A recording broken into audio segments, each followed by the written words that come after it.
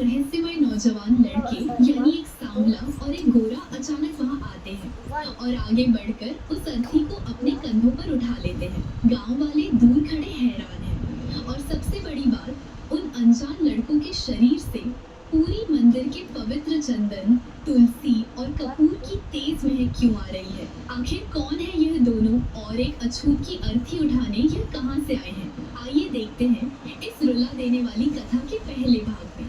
कहानी शुरू होती है एक बेहद गरीब भक्त से जिसका नाम था दास। दास समाज की नजरों में एक नीची जाति का अछूत इंसान था।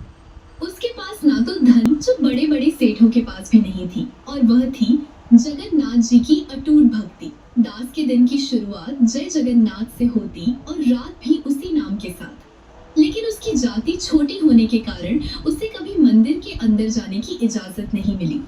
वो रोज मीलों पैदल चलकर पूरी आता, मंदिर के सिंह द्वार के बाहर खड़ा होता और दूर से ही मंदिर के शिखर पर लगे नील चक्र को देखकर आंसुओं से रोता हुआ वापस लौट जाता। दास कहता था, मेरे कालिया ठाकुर मुझे अंदर नहीं बुलाते तो क्या हुआ, वो वहीं से मेरा प्रणाम स्वीकार कर लेते हैं। दिन बीतते गए, दास बूढ़ा हो गया और एक दिन अचानक एक भयानक बीमारी से दास की मौत हो गई। उसकी टूटी हुई झोपड़ी में सन्नाटा छा गया।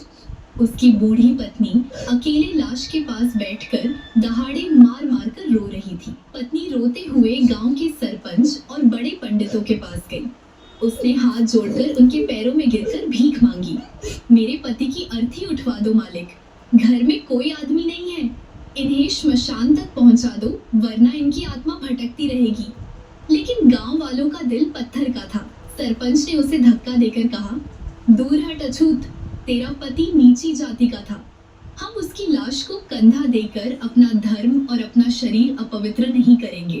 पड़ी रहने दे उसकी लाश को वही झोपड़ी में चील कौवों के लिए। बेचारी बूढ़ी औरत टूट गई। शाम होने वाली थी, सूरज ढल रहा था। गांव का एक भी आदमी उस अर्थी को उठाने नहीं आया। औरत वापस झोपड़ी में आई। उसने अपने पति की लाश देखी और रोते रोते उसकी नजर पूरी मंदिर की दिशा में गई। उसने आसमान की तरफ हाथ उठाए और चीख कर कहा, हे कालिया ठाकुर, मेरे पति ने जिंदगी भर तेरे नाम की माला जपी।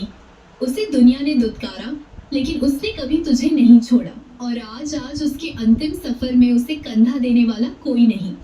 क्या यही सिला दिया तूने उसकी सच्ची भक्ति का? अगर तू सच में है तो भेज किसी को मेरे पति की अर्थी उठाने के लिए। उस औरत के गर्म आंसू अभी जमीन पर गिरे ही थे कि अचानक झोपड़ी के बाहर किसी के कदमों की आहट हुई। घुंघरुओं की हल्की हल्की झंकार सुनाई दी। औरत ने मुड़कर दरवाजे की तरफ देखा।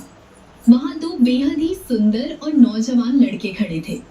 एक का रंग एकदम सांवला था और दूसरे का रंग एकदम गोरा।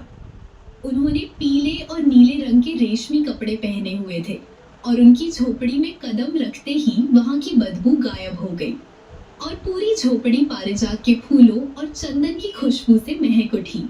एक का रंग एकदम सांवला यानी काला था और दूसरे का रंग एकदम गोरा। उनके कपड़े किसी राजा महाराजा जैसे थे। औरत ने कांपते हुए हाथ जोड़कर पूछा, कौन कौन हो बेटा? इतने सुंदर और इतने अमीर घर के लग रहे हो। इस गरीब अछूत के घर क्या करने आए हो? उस सांवले लड़के के चेहरे पर एक बहुत ही प्यारी और ब्रह्मांड को मोह लेने वाली मुस्कान थी।